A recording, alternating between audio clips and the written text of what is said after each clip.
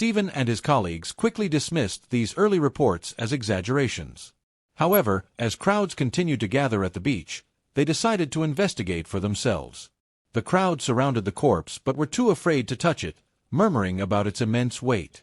In his narration, Stephen notices, the sheer size of the giant's features makes it impossible to determine its age. Analyzing the giant's classically modeled mouth and nose, Stephen predicts, he had been a young man of sensible and modest temperament.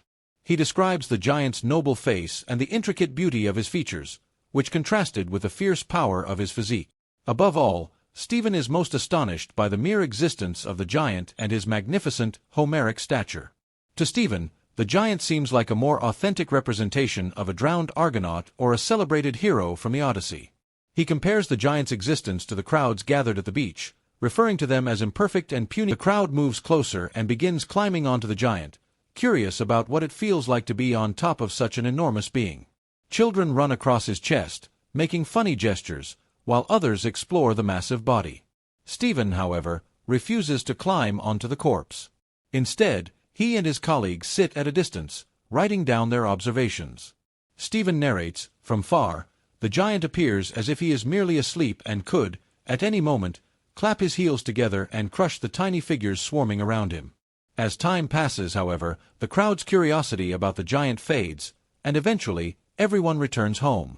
After 3 days, Stephen visits the beach once again. Because of his endless interest in the giant, his associates, for all intents, the giant seemed alive to him than the crowd around him.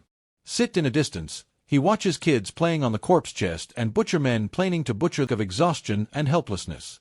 Gazing into the lifeless eyes, he imagines the destiny that owns final memories of the giant's bloated appendages.